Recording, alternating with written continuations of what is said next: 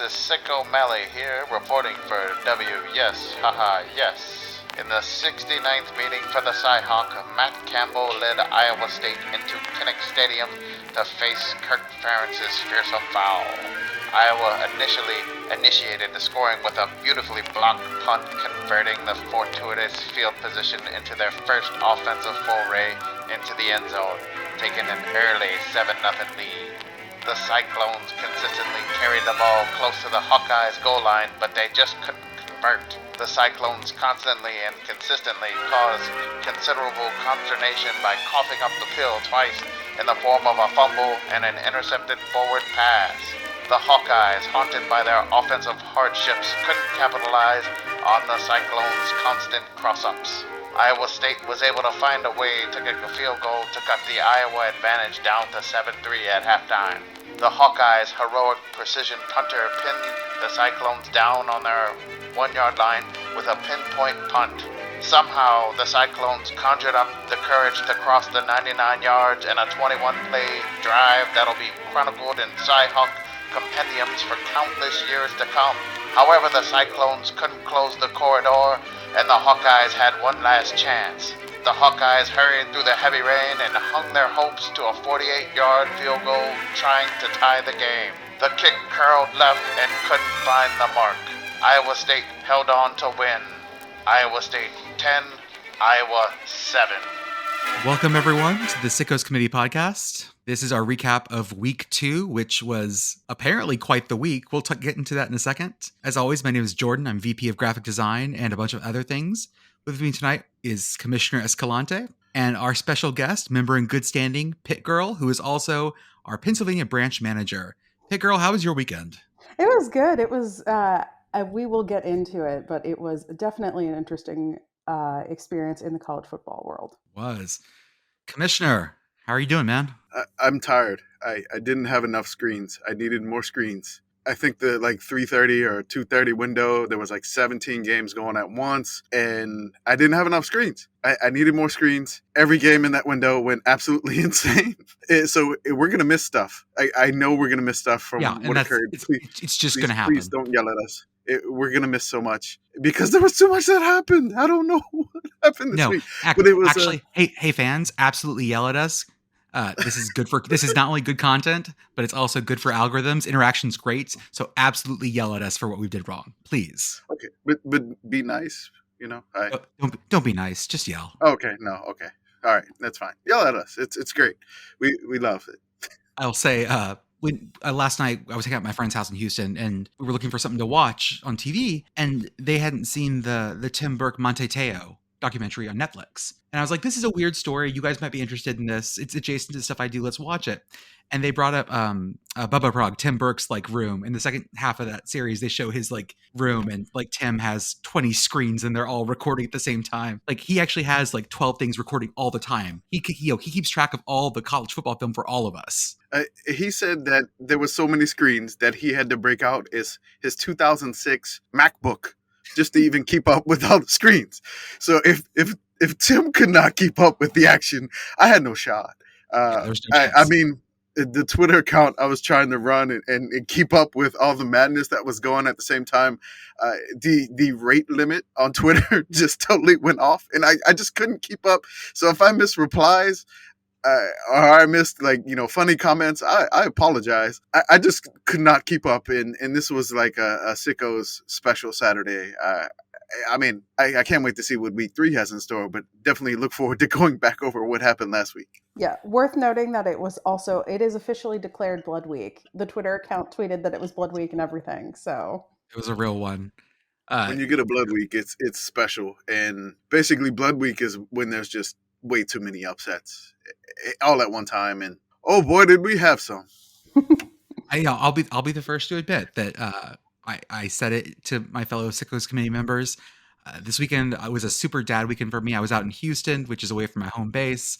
I was at a bunch of kids' parties. I was trying to be good dad, so I had my phone away. So I was only catching bits and pieces here. So I'm excited to learn about all this. This is going to be a great episode because I'm going to learn so many things. Let's start it off with our Sickos game of the week, and one that seemed to deliver. Iowa State at Iowa. Matt Campbell finally got the monkey off his back, which I think is like the best part. And also, it was just a gross game from what I heard. Kamish, what happened? This is classic Cyhawk action here. Matt Campbell has never won one before this week. Brian Ferentz is doing He was his 0-6, Brian I Ferentz believe. thing. I think it was 0-5. Campbell's 0-5, okay. 0-5, 0-6. He just never had a win yet. And in Iowa State, I just equated this into my head. When they play Iowa, they turn into Sideshow Bob versus Rakes. Yeah. Like, no matter what they do, they just keep stepping on a rake, no matter how good they get it, no matter how well they're doing, how close they are to the end zone. But just some odd reason, they just step on a rake. And they did that in the first half. It was amazing. Like, the first punt was blocked, and then that set up like a 16-yard drive for Iowa. And they actually scored an offensive touchdown. Was that the last one of the game for them? Yes. But Yeah, still, they scored one. They got one. One. So, I mean, they had an Iowa touchdown last week, and then they had a normal people touchdown this week. Iowa, I'm just going to go here. Like, Iowa State got to like the 1 yard line, and they had one of those like comedic fumbles where the ball just pops out of the receiver and just goes flying 10 yards forward into the end zone, and Iowa recovers. And I'm just like, what are you doing, Iowa State? Come on.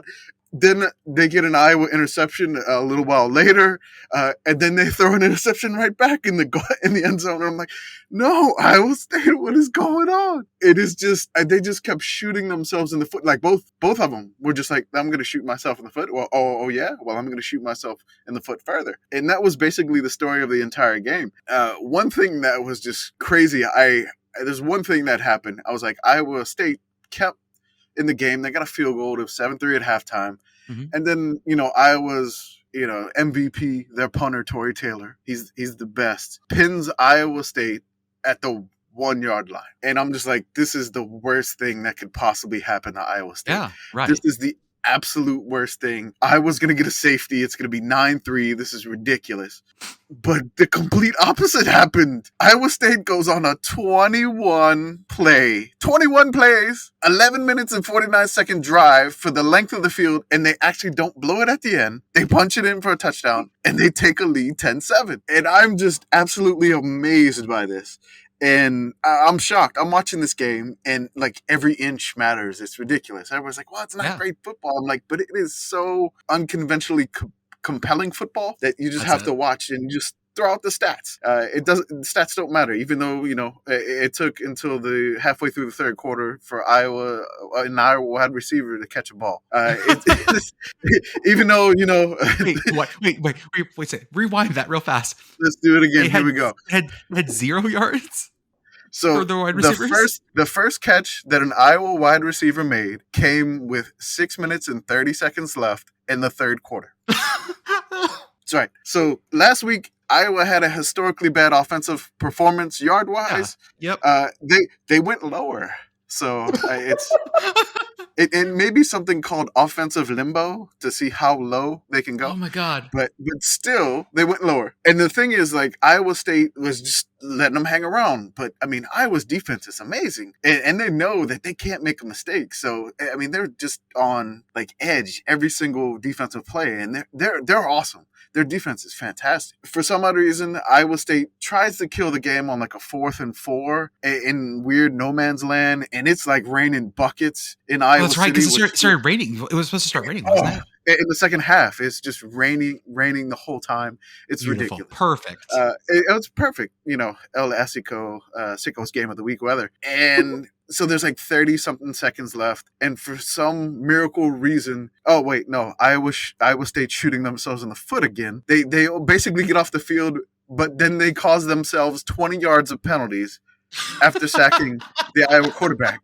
And that puts Iowa essentially in field goal range. They pick up a couple more yards. It's like a 48-yard field goal. Iowa State and Iowa are destined for overtime, it seems. And just the kick just listed a little bit to the left, and it went no good. And Iowa State basically came away with the win. It was just, this is just like an epic struggle football game that is just fantastic. I have to buy an Ames water tap water shirt? Yeah, you do. That's Because right. I did that. I think the vote was they The get to pick orange. the color of the You get shirt. the, So you get orange was in the the lead. orange. Yeah. Orange was in the lead, but I saw Baby Blue making a comeback. So I don't necessarily know who won it. I'd have to check my phone and do horrible podcasting here, but I'll definitely let you know on that one. But that game was amazing. I don't know. Also, I saw a picture of Brian Ferentz and I was really confused on that's what he looked like. It was very, very, very confusing. Yeah. I was like, whoa, that's Brian Ferentz. It's not what I thought he looked like, but that definitely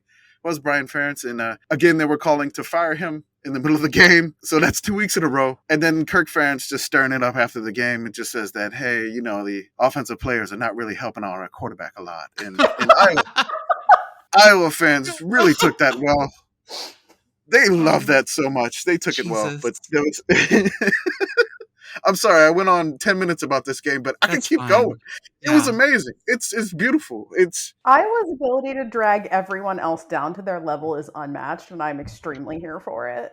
Like, the only thing I have to add to this that Escalante did not touch on is that Iowa blocked 2 punts and still lost this game. Has that ever happened before? It has happened. It's rare, but it has happened. Okay. Per split zone duo. Guys, this game is just man. Hold on. I'm gonna link you the picture of Brian Ferentz. This is the first time I saw him. I'm gonna put it in the chat here. I refuse to believe Brian Ferentz is anything other than a 3/4 size Kirk Ferentz. He is super like barrel chested jacked. I like that makes sense to me. He does look like, how old is he? He's 39 years old. Okay, so he's between you and me, Escalante. Yeah. That man's 39 years old. He both looks like he's that's way too old or way too young, and I can't figure out like where to pin him in that. I could see him as like one of those 80s movie, like skiing movie villains or something like that. I was just gonna say that. Yep. Where he's gonna shut down the city center, yeah. and then they have to race him down a mountain, but have a dance off, yeah. Maybe a dance off at the end. I see Brian Ferentz Breaking Bad. I'm sorry, Breaking 2 with Brian Ferentz. So how many yards did Iowa actually end up with in this game? 150. Yeah, they had less than last week. I think last week they had 166. If I'm mistaken on that, I apologize, but they had less. So their offensive average went down. Can't wait until week 12 when Iowa wins with 3 offensive yards. It's going to be great. No, they're just whittling it down. How can you win a game doing the least amount possible? That's it. It's Iowa, as I stated earlier. It's Iowa's offensive limbo. How low can they go? Their total yards go, of course. I'm just saying, last game of the season is Iowa-Nebraska. That's the closer. That's the closer. Where is it? Is it in Iowa City? Or is it... They're gonna make sick children watch that. I need that to be a night game for personal reasons. 7 p.m. Please. It's 3 p.m. currently. But okay, let's wait till we get there. I feel like do some magic around. Night game at Kinnick. We got to have that one at night.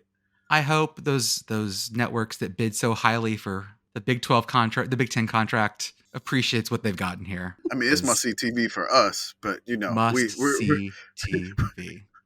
We're not as big as some of the big college football accounts, but we're getting there slowly. But yeah, it's must-see TV. We're glued to a game like this. Later on in the day, I definitely caught a little bit of this one. Out west, late at night, Mississippi State traveled to Tucson for a 10 p.m. Central kick, and I saw the interception, the really bizarre one, where the Arizona quarterback dropped back, ran like 40 yards up, down, left, right, just to throw like the worst interception I've ever seen. Like, again, it was a masterpiece. It was a Sickos masterpiece. I mean, he avoided the rush like 6 or 7 times, reverse course 2 or 3 times. Like he ducked some dude came like right at him and he ducked it. Like that kind of evasion was great. It was. I love all of our followers because immediately everybody tagged us in the play. And I'm watching it as it happened, and then the phone just lights up our notifications like, oh my God. That quarterback, by the way, is Jaden DeLora. He transferred from Wazoo to do this for Arizona. So we appreciate this transformation. So he brought a little Wazoo to Arizona, and that's probably why we got that there. So okay. I got a Man, little bit more in that game. We got to shout out Petros. go for it. Oh yes, Petros did the announcing. Petros did the game.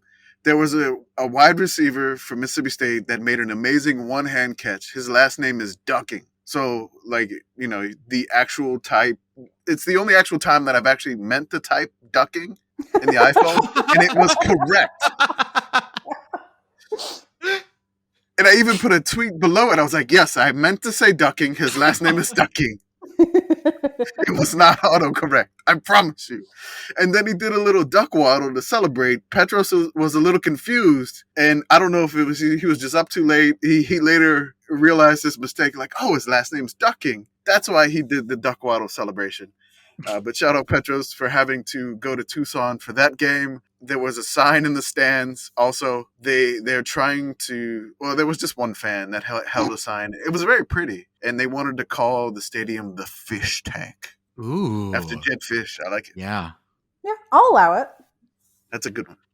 I will say that I am happy. The only thing I know about Tucson right now, besides the fact that Arizona again looks like a way better team than they had been, is that they're starting to sell Sonoran hot dogs at the stadium. Finally, like, how are you in Tucson and not immediately selling Sonoran hot dogs at those games? Like, how has that not been a thing for the last 20 years? Hey, PittGirl, how do you feel about a good Duke team? How's that sitting with you? No, that's not real. I refuse to believe that that's real. Like, emotionally, walk through that. How does that hit all your emotions there? I mean, like, I've seen good Duke before. It's happened. It's theoretically possible. I refuse to believe that it is actually possible in year one of, I don't even know who Duke's head coach is right now. It's Elko. It It's is. A&M's quarter. Yeah, Yes. A&M's former defensive coordinator. Yeah. Yes. I mean, so it is theoretically possible. I need more evidence because Temple is bad. Temple is bad. And I think Northwestern might also not be good. Hey, Temple may be that's Philadelphia's third best football team. I think Duquesne and Penn might be better, but Duquesne's in Pittsburgh. Sorry. Oh, you're in trouble. Oh, I'm gonna leave that. I'm gonna leave that in. I'm gonna leave that in. Gonna leave that in. Pittsburgh's coming for you. As He also the likes Pennsylvania Wawa. branch manager. Jordan also likes Wawa. Love Wawa. Sheets don't even know what that is. I guess it's fine. Come at me. Beautiful. As he's drinking out of his Bucky's cup. Come at me. Yeah, Northwestern may actually be asked too. Like, that's something that we hadn't really considered. Yeah, I lean towards the side of all of these teams are bad, actually. But I await further evidence and would be happy to be proven wrong. This was a great game. I mean, this was fantastic. I'm watching this, and of course, like everybody else is watching Bama and Texas. I'm watching Duke at Northwestern. It's an early morning game. Ryan Field's not filled up at all. Duke jumps out to a 21-0 lead, and I'm like, what is going on? It's 21-0 Duke. They're a machine. And then one of our favorite persons from the full cast, Holly Anderson, tweeted just a simple phrase: pokes Northwestern with a stick, and then Northwestern started scoring. I don't know, it's just magic. She's got that full cast touch, and they brought them all the way back. Northwestern down 31-28, makes it to like Duke's I'd say maybe about 18-yard line with like about 12 seconds left. They throw a little pass to the running back, and he's diving in, and he's met by two Duke players who hit the ball perfectly at like the 6-inch line, and the ball just pops out, and Duke recovers and wins the game. I think our friend Roger Sherman, he said it was heartbreaking, but I was like, well, they still had to get a 2-point conversion, so I don't know if they would have got that because there wasn't much time left. So. But I mean, just like, it was almost a perfect, like, you couldn't script it better how Duke got that fumble on that last second. It's just heartbreaking for Northwestern. Pat Fitzgerald probably lost the game because there was not a trophy for this one. It's true. I'm just happy for things to go well for Duke alums. Things don't go well for them. Tough school, tough future for all of them. So just glad to see good things happen. Feeling really bad for Tim Cook right now. Feeling so bad for Tim Cook right now. Hey, Boston College, your team may be really bad. I just want to say that things are not going to go great in Boston this year, because like transitively getting whooped on by Virginia Tech is not a great look. The Hokies look competent. BC on offense only had 155 yards. That's only 5 more yards than Iowa. That's not good. A Ferentz-esque That's right. performance. Not good. But the Hokies look great defensively. They got the Enter Sandman going. They really fed off of the crowd. I know there were some Hokie fans on Twitter upset that Lane, I believe it's Lane Stadium, if I have that correct. Yeah. It is Lane Stadium. They were doing the wave, and some of the Hokie fans on Twitter, I saw videos of that, like, why are you doing the wave? And so it was, I was Why like, not? well, I mean, but apparently can't do the wave. I don't know. It was a controversy, I guess. But that's basically all from that game. I'm only interested in Virginia at Illinois. One, because I think Illinois might actually be like Illinois okay. And two, today I actually looked at the next week, just like skimming it, and I saw that Old Dominion goes to Virginia this week. And give Old Dominion the Commonwealth Cup now. Exactly right. If they beat both Virginia Tech and Virginia, they get the Commonwealth Cup. You got James Madison fans in our mentions upset at you for this. I guess they got to schedule them too. They want to put up their Dukes. I hate you so. Not funny. Not funny at all. The Husky Revolution hit a snag this weekend because. Oh, hold on. Just 1 second. Sorry, Let's go back to the Virginia Illinois game. I missed this. Sorry. Yeah. All right. I have a quiz for you for the Virginia Illinois game. Oh. All right. 7 total turnovers. All right. Okay. All right. One team had 3 turnovers. They had 1 fumble lost, and 2 interceptions thrown. The other team had 4 turnovers, 3 fumbles lost, and 1 interception thrown. Who is who? Virginia has more interceptions. Virginia is the one with more interceptions thrown. They throw Jordan? more. I'd say the same. Virginia has more interceptions. Okay, you got it correct. Both of you got it correct. Woo.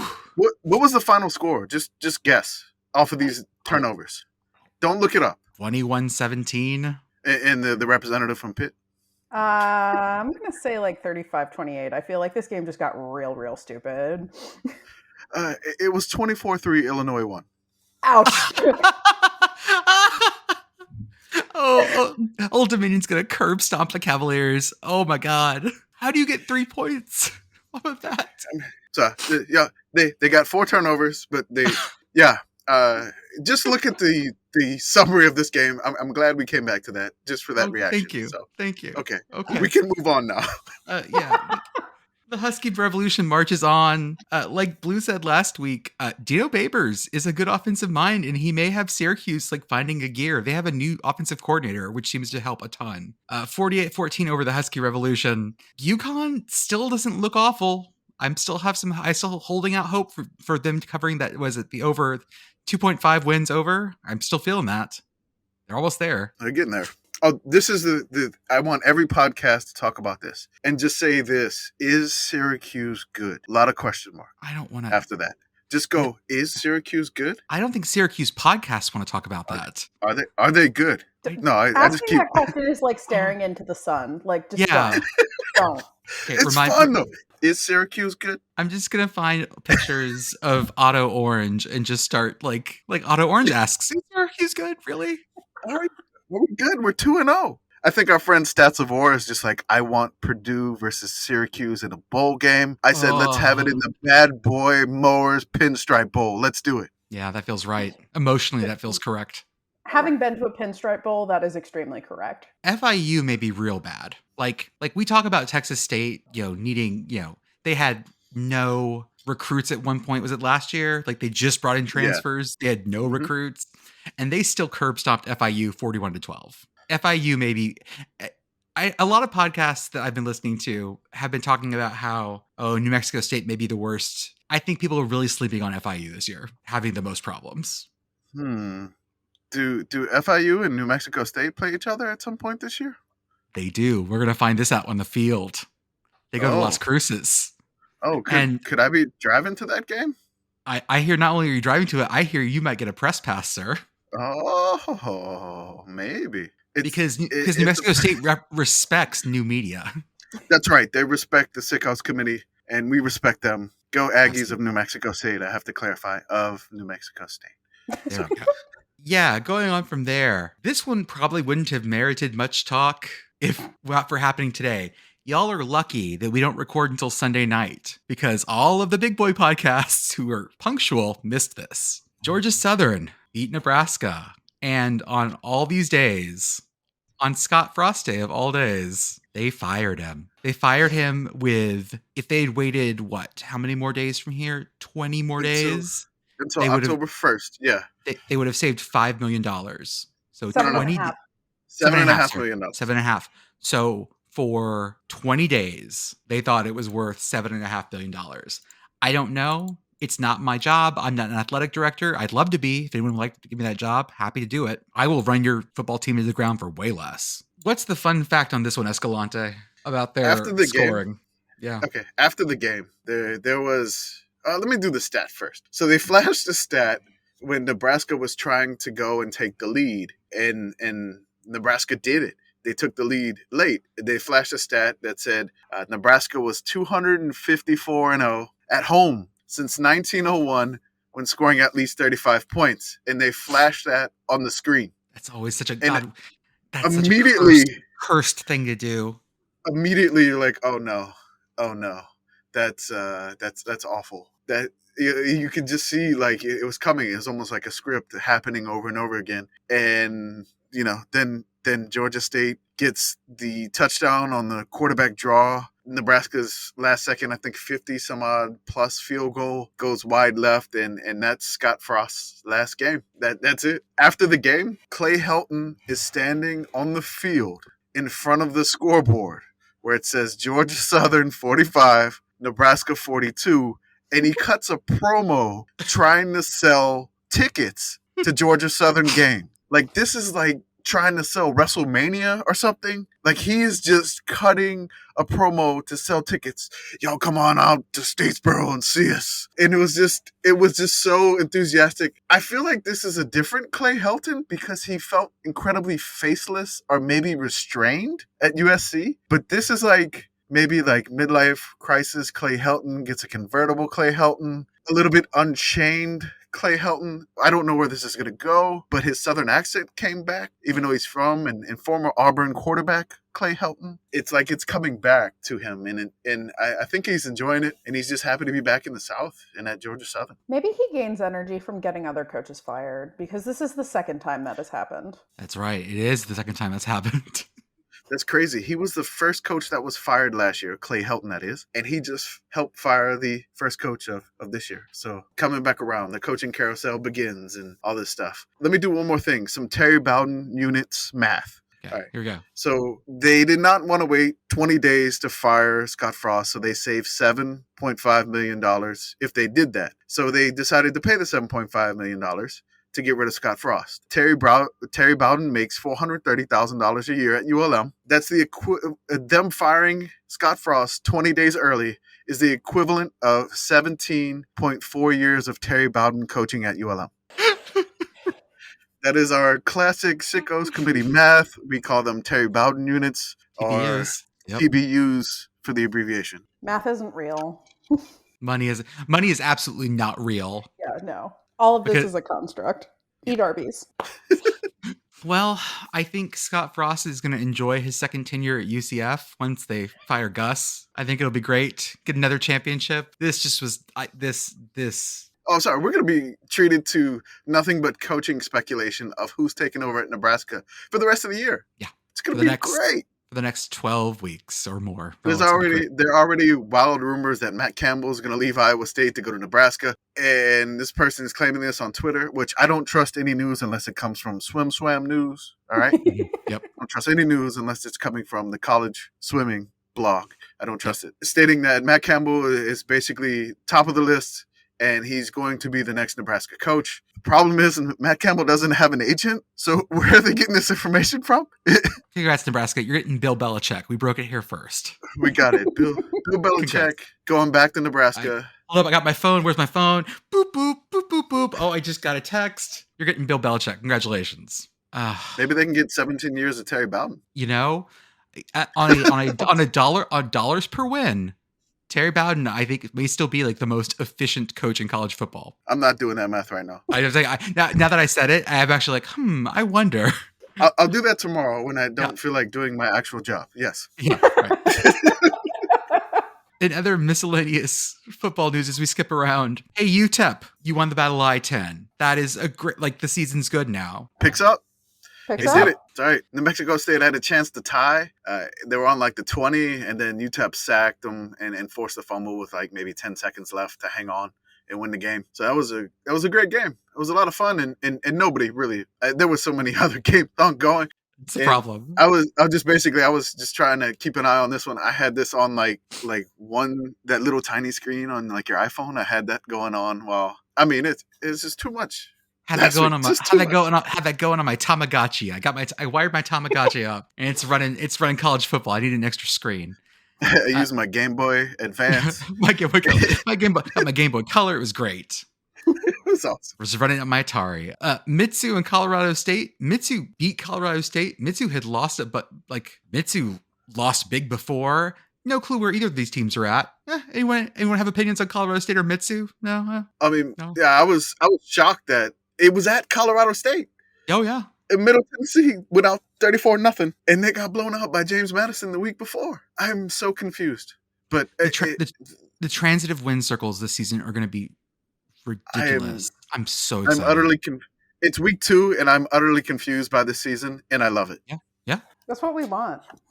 Yep. Right. 2007-2 Electric Boogaloo. We That's can only right. hope. God, like from your mouth to God's ears, like please let it be 2007 again. Oh my God! Hey, wait, who does ULM play next week? Oh, that's right. Oh no, it's not going to happen. We'll have to increase the size of Terry Bowden units. Yeah. Oh, God. Arizona State, Oklahoma State. Did Oklahoma State win? I assume. They won? Nothing really weird in this game.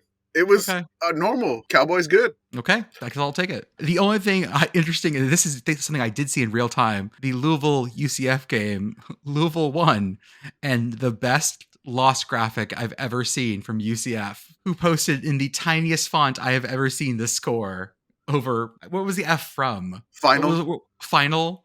And then the tiniest, I love things like this. As someone who is mildly into graphic design, I love it when like they do things like this. The Penn State, what was it? The Penn State, we've had people play in every Super Bowl except for 5 in like the tiniest, thinnest font. Yeah. So the one other thing about Louisville UCF is that I swear to God, Scott Satterfield and Gus Malzahn are the same guy in 2 fonts. I think it's the visors more than anything else, because I tweeted this and got people in my replies that were like, they don't look the same, but they do.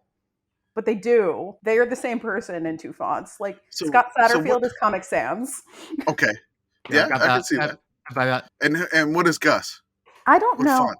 He's like he's also a sans serif, but a more professional one. Something accountants would use. Calibri, maybe. Like it. I was trying to think maybe he's more of a Helvetica, but he's not a Helvetica. That's just maybe a Garamond. That's a serif font. We really got to get you through your like sans and sans serif. Oh my God, I am not good at this. Font. It's a good one though. Oh, it is. Okay. But yeah, no, I'm with you. I would say maybe that Gus may be Scott's looper. We actually may have just watched the loop close. That may have been the game. Possible. Okay. Possible. Mac Brown's 3-0. Sure. Do we remember the discourse from last year about how Nebraska was the best 5-7 team or whatever? Mm-hmm. North Carolina is whatever that is backwards. They're by far the worst. They are the worst 3-0 team, and I think they're going to continue to be that way. With their schedule, like this might be a 10-win team, and they're going to win every game like that. I'm not prepared for that. They have almost lost like both games. They've gone out to big leads, blown the leads, and then for some odd reason they hang on and win. It's very, very entertaining. I'm just gonna say that. Like, North Carolina, I was like, they were up like I think 28-7 or 20 some odd 7 against Georgia State. I'm like, oh, North Carolina's got this one handedly, maybe. And then I don't know what happens that Georgia State's in the lead all of a sudden. It's great. For our beloved, we have some beloved friends of ours who are West Virginia fans, so I'm not going to cover this one in a lot of depth. For their own psyche. Kansas, Lance Leipold's got them looking good. And this was the rare game where it was an OT win by 2 scores. I've never seen that. I've literally never seen that. I mean, this is the only time I'm going to go back, like way back in time. Like it was the Saints versus the Falcons in their only playoff meeting in the early 90s. and the Saints threw an interception down 7, and the Falcons did everything in their power to return that, to really stick it to the Saints. It led to like a fight. They didn't return it, or they may or may not have had. I don't know. It led to like a fight after this, and then this is something that like Kansas did to West Virginia, like undefeated Kansas, 2-0 Kansas.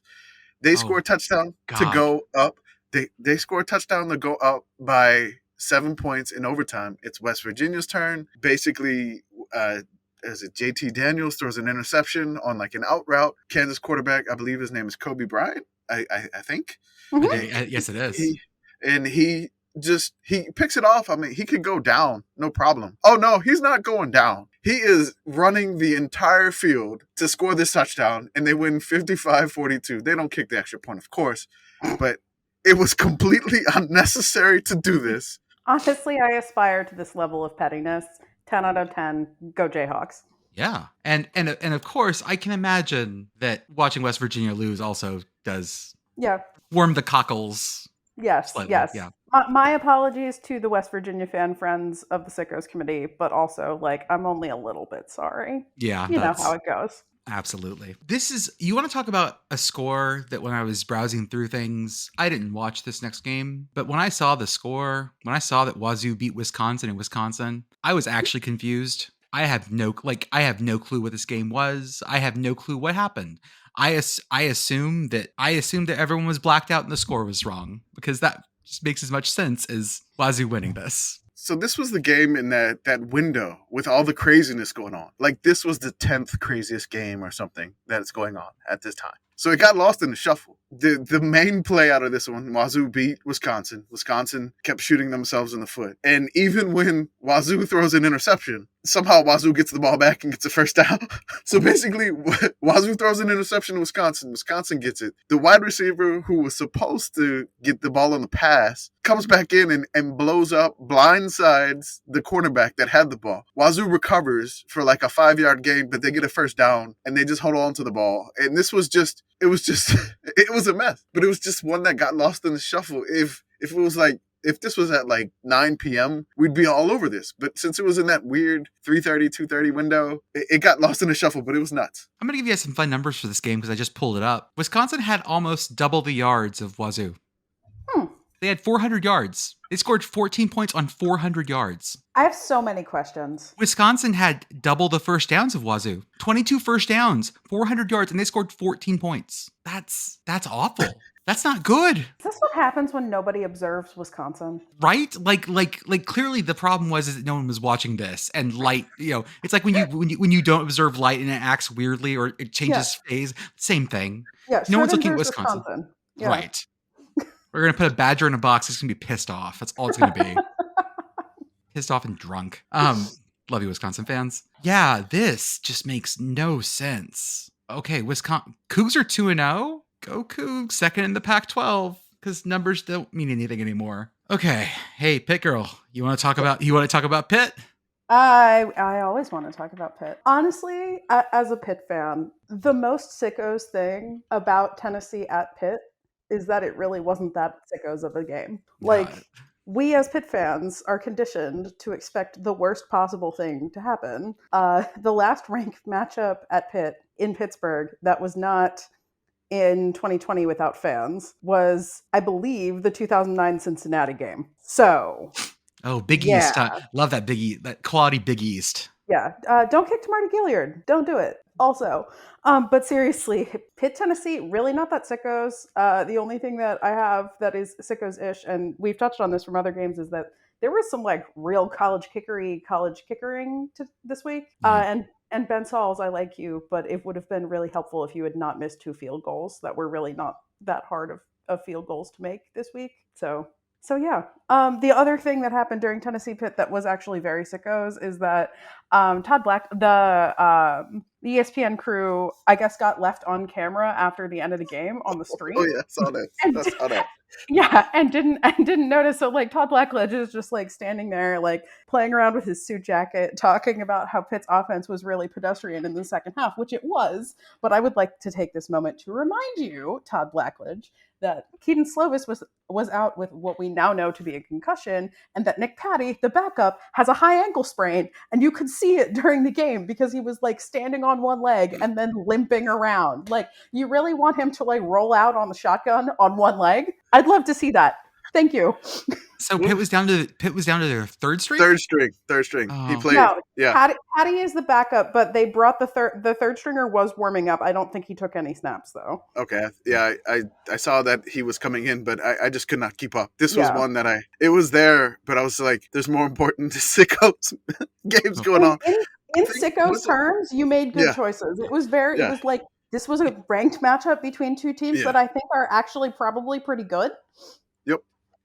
Here, a sentence that we've all found ourselves saying: this Tennessee and Pitt football game is too normal. I'll have to find something else. Things we've all thought in the past, I'm sure. Yes, extremely normal thoughts that everyone has had. Shane Beamer did an arm raise like dear old dad at South Carolina, and the Hogs womped him. Womp. Man, this next one. The Beamer. Oh, man. Hey, I caught some of this. I saw the numbers, which is the most interesting thing on this game. A&M ran 38 plays against App State and lost. 38 plays, guys. Doesn't Army run more plays than that? Like, yeah. How do you... Oh, yeah. It was like discounting one of the drives was a kickoff return. Fine. Okay. That's one drive down. That's still only 38 plays. Time of possession. Like, again, time of possession doesn't mean anything, blah, blah, blah. It does if you play certain kinds of offense. Seem to matter a lot. And the beautiful part of this, and A&M Aggie fans, I'm sorry, but you got your game day taken from you. Ooh. Yeah, they had it all set up. Miami versus at A&M. That was definitely coming for game day, and then App State stole it. And now they stole your game day. Troy at App State and Boone. They stole your game day. It was the Super Sunbelt Saturday. Sunbelt just $5. I'm sorry, no, I couldn't help myself. We have been on the Sunbelt train as long as we've been alive, and there are better podcasts than us with more knowledgeable folks that we got that information from. So we're just telling y'all, Sunbelt train is going. Hashtag Funbelt. Hashtag Funbelt. That's right. Eastern Kentucky took Bowling Green to 7 overtimes with the weirdest lineman lateral I've ever seen. Also in the 5th, they pulled out a trick play for no reason. There was no reason to do this. So beautiful. Oh my God, I wanted this to work. When I saw it developing, it was just they threw the quick screen to the wide receiver on the short side of the field, mind you, just going for it was the 2-point conversion time that they were doing in the 5th OT. And they had this for the win, so I guess they were playing with house money at this point. But they ran it to the short side of the field, which is kind of strange, but still. Always where you want to run your big wide lateral plays, short side of the field, every time. Short side of the field, let's do it. Thank you, Colonels. We appreciate that. The wide receiver catches the ball, and then the lineman loops around the wide receiver and hands it off. Basically tosses it to the lineman. The wide receiver misses the block, and then so the cornerback saw it coming and basically stopped the big burly boy from winning the game. Because I think our account and my phone would have probably exploded if the lineman scored and won this in the 5th overtime. I mean, it was just the coach. That's coach of the week for Eastern Kentucky right there. I mean, you are the Sickos coach of the week for calling that play at that time. Oh man, they almost pulled it off. Also, it is acting head coach Gary McPeak. You have Northern Illinois and Tulsa on here.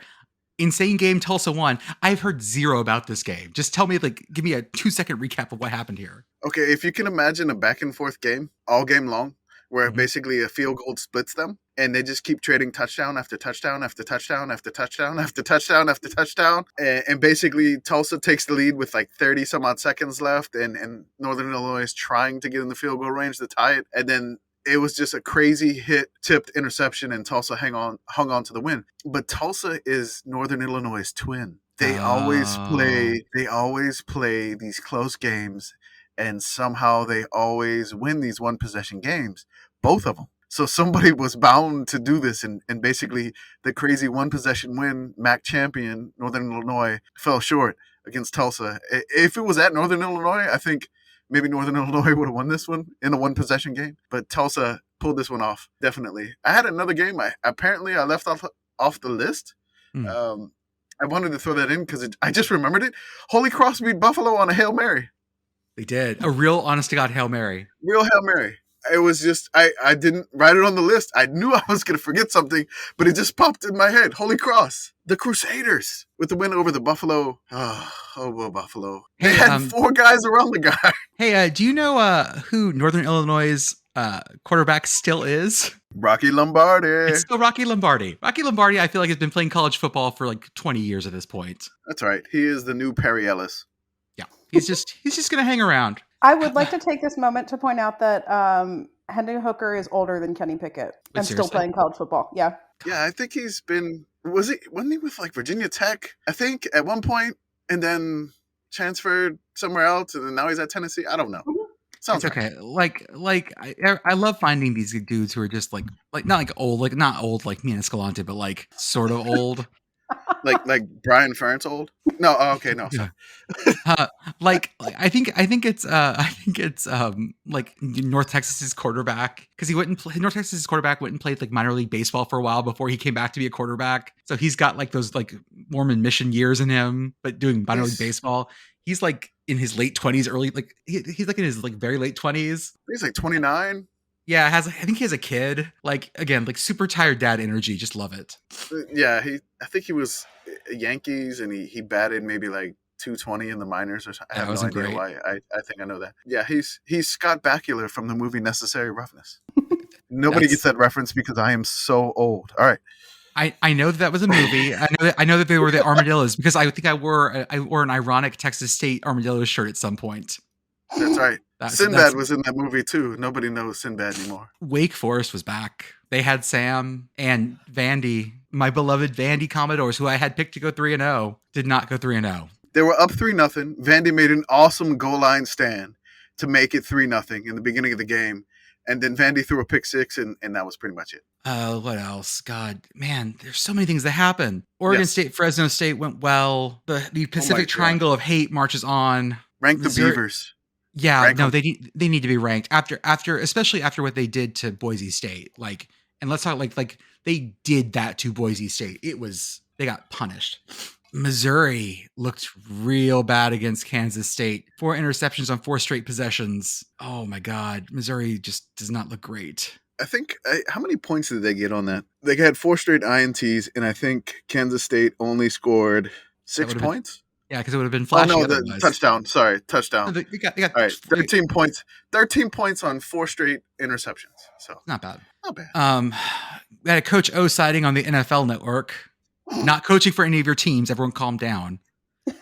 Eastern Michigan played at Louisiana Lafayette. We do have a new Detmer leader. Eastern Michigan's quarterback, Taylor Powell, who is a transfer. He was originally he was at 3 years at Mizzou, 1 year at Troy, grad transfer. It's his 5th college football year at Eastern Michigan, and as our current Detmer leader. We love to see this. Yes. This is what we want out of our 5th-year quarterback transfers who have gone through like 3 schools.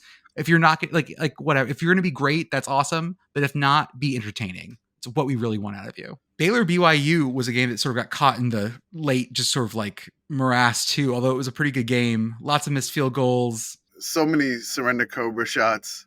It was amazing. There was a picture where just everybody was just posting the same guy, and his face was just like, oh. It was ridiculous. I think I tweeted, I was like, everybody's posting this. I think I'm supposed to post this too. This guy too. I feel so bad.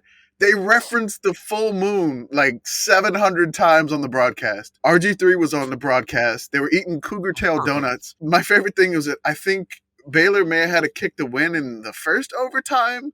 Mm-hmm. And we follow Michael Felder on in the bleachers on Twitter, and he just tweeted out, he missed the shit out of that field goal. And I lost it. It was like after midnight, and it was just like, I absolutely lost it.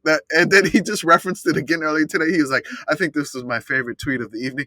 It cracked me up so much. It was just, he did push it quite wide right, so it wasn't close. So I saw a shot of that, and he definitely shoved that one wide right. Cal only beat UNLV by 6 points, which is going to be great because Cal travels to South Bend.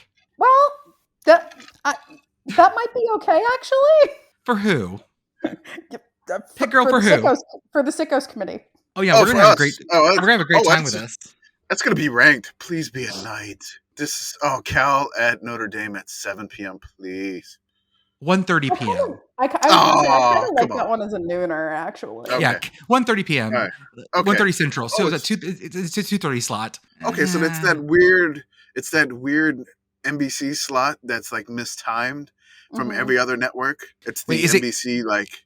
They're not Yeah, gonna put- because it's a Notre Dame home game, which means that it's going to Yeah. be like the They better not. NBC They better not put special. this on Peacock. Hold up. No. No, Oh. this is on Big Boy NBC. The whole All country gets to right. watch this. Oh my Congra- God, Jason Garrett was so bad in this game. I I was heard. saying the other day, I was like, I don't really have an announcer that I really don't like. Like everybody has it. And then I'm listening to Jason Garrett talk about Marshall and Notre Dame, and I'm like, I got him confused with Brock Osweiler, but Brock Osweiler was somewhere else. Again, lines crossed, 17 games going insane Yeah, at one I time. can't imagine. I'm bound to make mistakes. Forgive me, please.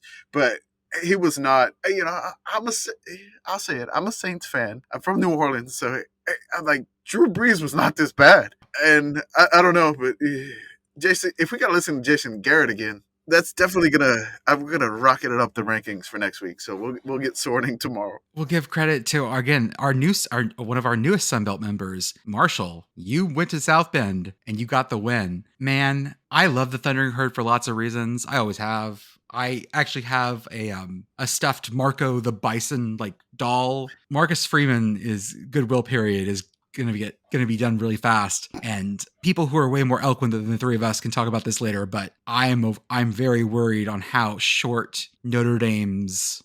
Give him a chance. I'll just put it that way. So I really hope Notre Dame gives him the space and the resources he needs to do this, and doesn't. Yeah, I'm actually cautiously optimistic that they will. Notre Dame boosters are like a thing, right? But they are not the variety of crazy that, for example, Auburn boosters are. Right. So I think it'll be okay. And we should all give Marcus Freeman a little bit of grace, but also point and laugh at Notre Dame as an institution because that was funny as hell. That was absolutely funny as hell. They got swept away in the Sun Belt Special Saturday. I wanted to go back to Friday. I missed that one. Go for it. Yes. Oh, it's okay. Boise State at New Mexico. And New Mexico, they were doing a special red out. The reddest uniforms I've ever seen. I mean, I don't know what shade of red this was, but I think their helmets were called cherry red. But oh my God, on the screen, it was the reddest thing I've ever seen. People kept referencing the Seinfeld episode, Kenny Rogers Roasters, where it was just like Jerry looking at Kramer, and Jerry goes, Kramer, what's going on in there? And it was like, it's Lobos football, Jerry. I can imagine him saying it, and it's fantastic. There was a point where New Mexico was trying to take a kick to the house to make it 31-14 late in the game. Really didn't matter, but the spread was 17, which is interesting. And the Boise State kickoff specialist, not the returner that I had written down earlier, but the Boise State kickoff specialist, like basically grabbed the kicker who was chasing the New Mexico returner and tried to pull him back. And I don't know if he was trying to slingshot forward and to try to propel himself. And then he lost his balance and tumbled over ridiculously.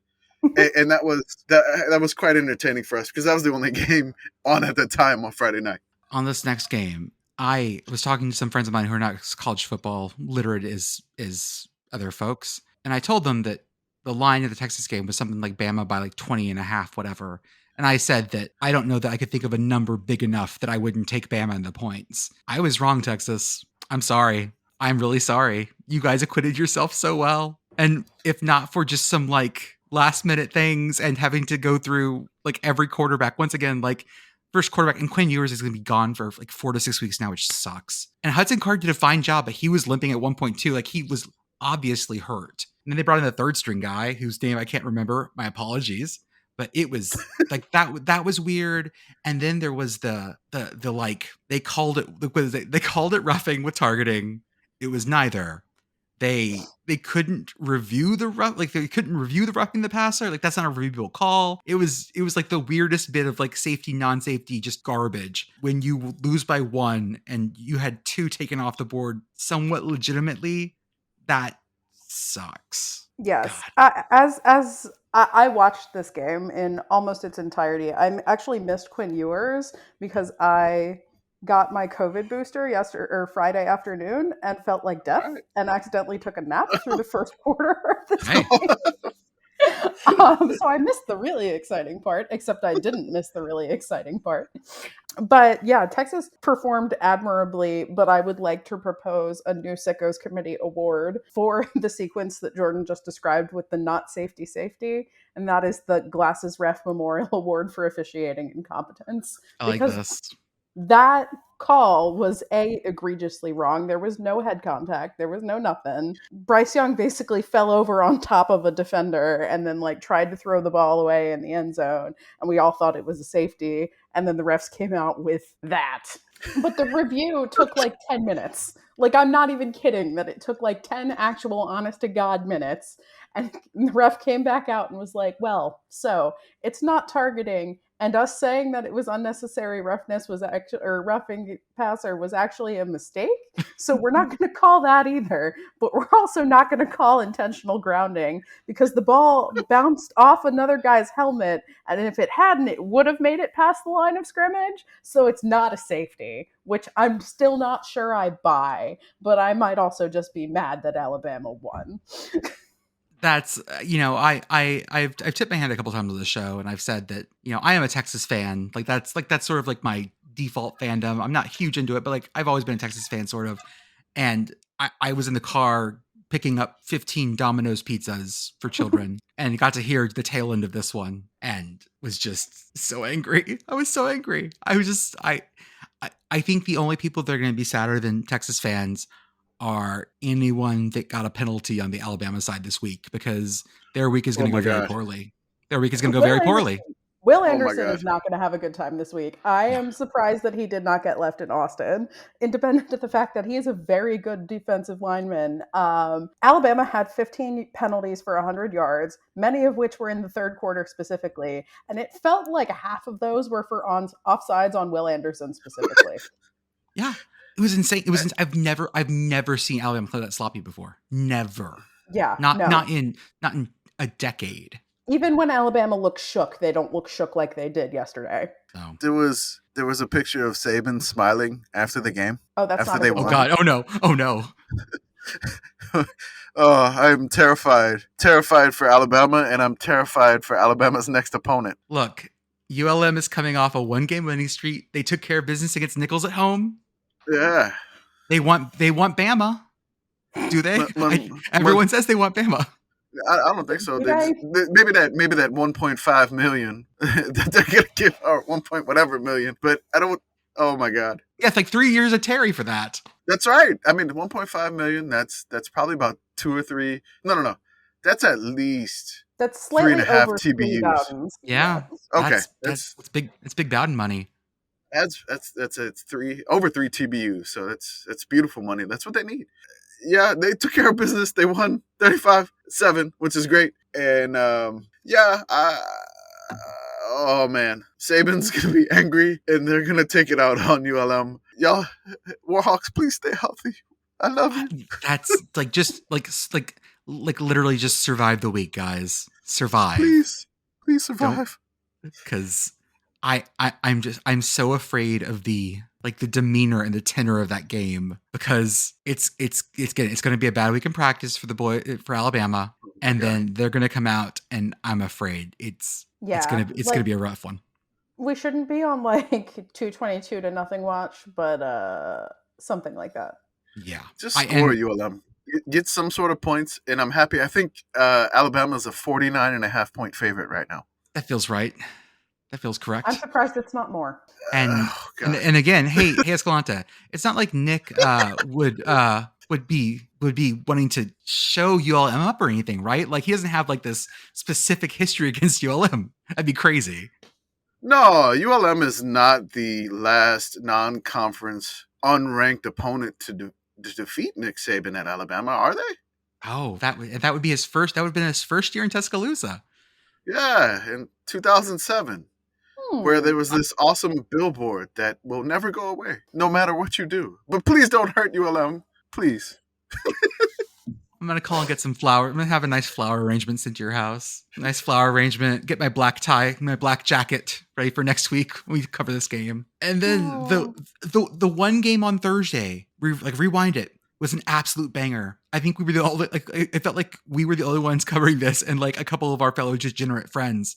FCS UT Martin, FCS Missouri State, the Fighting Bobby Petrinos, both ranked teams, and it was an absolute banger of a game. It was great. Like we were, again, I guess, and the NCAA didn't want to compete with the opening game of the NFL, which they've given way some Thursday night games, which is very disappointing to us. Lame. But I wanted to watch this one because I'm not interested in the Rams or the Bills. No big deal. And I mean, really, it's not. It's the first game. It's sloppy normally, which in the NFL game there was like 7 turnovers. Yeah. And they're like, oh, that's a Sickos game. I'm like, no, it's still not appealing to us. The Bears field being flooded today. During the game, that was great. That's what we like. The sidelines being squiggly, that's what we like. That's what we like. There, the field being flooded, and then them diving over the field like the baseball players diving over the tarp in a rain delay. Yes, we like that stuff, not the just turnovers. But yeah, the UT Martin Missouri State game was an absolute joy. There was the UT Martin quarterback. His name is Dresser Wynn. I just want to shout out Dresser Wynn. I mean, he had like over 300 yards passing to keep UT Martin. He had a great day, and I mean, he kept them in the game, and it was just a back and forth battle between 2 ranked FCS teams. It was great, and really, we're watching on ESPN Plus or something like that. But yep. it was fun to watch, and I mean, we'll choose the FCS over the NFL any day. PittGirl, any weird things you saw this week that you want to shout out? Yeah, I would like to give a shout out to that guy who just walked out onto the 10 in the middle of the LSU game. He just walks out and he like puts his hands on his hips like a dad surveying his lawn. Like, what's going on out here? Like, beautiful. No notes. Yeah. There's a play going on, and he just straight up walks out to normally when you get somebody to storm the field, they're running full speed. This was just a nice leisurely stroll onto the field at Tiger Stadium while there's a play going on, mind you, on the other side of the field, and he gets to the 10-yard line, and he just sits there. It's like, wow, this is a great spot to view the game. It'd have been funny if he sat down and watched the play, but it was just, I don't know what happened. He was arrested, of course. But he's wearing camo cargo shorts, which absolutely means he's probably has that dad energy. It's great. Oh yeah. I cannot recommend watching the clip more highly. Like, out of all of the things that we've talked about today, watch that clip. Watch that one. Because that's what we're here for. I wonder if he was mad at Brian Kelly for something. I don't know. And he wanted to go talk. Maybe. He just wanted to hear the Southern band better. Just get a better spot. I don't blame him. Kamish, what else? What other weird things you enjoy this weekend? All right, I got 2 more things that I want to discuss before we wrap it up here. So the Akron backup quarterback had to appear in the loss. I believe they lost to Michigan State, not Mississippi State, 52-0. Same difference. Their backup quarterback. Oh man, you're really just angering everybody today, aren't you? I know. Hey, you're like engagement. just stirring it up. Feeling sassy today. You're feeling sassy. That Bucky's Cup is doing it for you. I tell you. But it's just one of those names that I really like. His name is Jeff Undercuffler Jr. So he's like Undercuffler. I don't know. But shout out Jeff Undercuffler. I believe he transferred from Albany, and they have not updated his picture yet to show Akron. So has the Akron background, and he has the Albany jersey. He does. Yes. So that's just one thing I wanted to point out. So shout out to before we move on to the next one. I only got a couple jokes off this weekend. Okay. But the best joke I got off this weekend on the Twitter account was when I said that Michigan State Akron 52-0. Oh, come on. It's beautiful. You put on the glasses? Yeah. It felt like it was great. That one was absolutely just like, again, I was in super dad mode this weekend, and that one just felt like you had the dad joke going. Okay, that was it. Yeah, comes out of nowhere. He's like, dad joke. One more shout out. Southern Utah played Utah, and oh boy, did Utah take it out on Southern Utah. The Southern Utah punter had a cowboy collar, like a linebacker. Like he's wearing one of those neck rolls. And I mean, if you're playing Utah, you as a punter, you may need it. But just to wear a neck roll and being a punter, I don't know his name. I wish I found it. But shout out to wearing a cowboy collar while you're punting. Maybe Iowa's punter needs to do that too. That would just take him to like legendary Iowa status. I don't know. So Tory Taylor, he's Australian. He's Iowa's MVP. Put on a neck roll like a fullback and just punt the ball. Oh, yeah. Hey, always got to be prepared to lay the wood if they start making a good return. Exactly. That's right. We saw it happen last week with, was it Bowling Green and UCLA, where UCLA's punter just got absolutely got murdered. Jesus. Bowling Green's punter just got. Oh, Bowling Green's punter, yeah. It was, I think, like 4 UCLA players, and then they caused them to flip after that, which was ridiculous. Oh no. Oh, guys. Week two was it was great. Oh, one more thing. I'm sorry, I forgot. I just want to say Hawaii covered. Shout out to Hawaii. Yes, they did. They did. Against 2.5 Michigan quarterbacks, or how many quarterbacks they played. Yes. They covered. They did. Off the island, which is huge. That was I think there was like 2 or 3 hours. I don't know how long there was a weather delay. It was long enough that it was like mainland Hawaii test, kind of like almost Eastern Hawaii test. Yeah, it got backed up pretty good. It was a lengthy weather delay, which was crazy. One final fact here. So we're keeping track of this because it is something that we just want to keep track of for the fun, Sickos style. So one of our committee members, we were trying to figure out how many games have gone to overtime this year so far. So we didn't think we got any overtime games in week 0. None that I can remember off my head. I don't think so. I don't think so. So week 1, we had 7 overtime games with 13 overtime periods total. Week 2, we had 7 games go to overtime with 15 overtime periods. So we're keeping track of that, and that's one stat that we want to keep. We want to keep track of the entire season, and so we're getting a lot of OT, and that's a high percentage of OT, I guess, in my opinion here. Which if we keep getting all these overtime games, we get all this free football, and that just heightens the drama for us, and those are the games we try to find for everybody to enjoy that follows us. Like, hey, you want to see an overtime game you have no emotional connection to after your team is maybe falling apart, and you want to take something to make you feel somewhat better. Yeah, you feel alive again. You feel dead inside. You feel something, anything. That's right, because the Sickos is going to come for you. It's going to happen to everybody. And what we do here is we're trying to find the joy and everything to keep the college fandom going on. Because not everybody can go undefeated. It's going to happen. Losses are going to happen, and we're kind this year, no one's going undefeated. I'm almost sure of it. Yeah, I don't know. Georgia. Georgia. Yeah, maybe. The rest of it's going to be just an absolute mess, and that's the. I hope again, as you said, the representative from Pennsylvania, as you said, we're hoping for 2007 2 Electric Boogaloo. We can only hope. Let's make that graphic too. I'll make that graphic too. Can you put Vin Diesel in it with his crazy hair in that one? Yeah, I can. Of course I can. Okay, perfect. Leave that in too. I made you a graphic with 5 Paul Pasquiloni. Okay, like you think I can't fucking do Vin Diesel? I'm magic. 5 Paul Pasquilonis. I was like, sorry. The plural of Pasquiloni is Pasquiloni. So it's 5 Paul Pasquiloni, not Paul Pasquilonis. Paul. Oh my God. It's Paul. Sorry, you're absolutely right, PittGirl. Paul's Pasquiloni. 5 Paul's Pasquiloni. Oh my God. Okay, perfect. I'm not even going to try to say that. I will definitely stumble over that, of course. Kamish, as always, thank you. PittGirl, thank you for joining us and having a great night. Me. Always. Y'all, we'll be back on Thursday. We'll be back. We'll talk about what's coming up in week 3, and we'll go from there. Everyone have a good day, and thank you so much.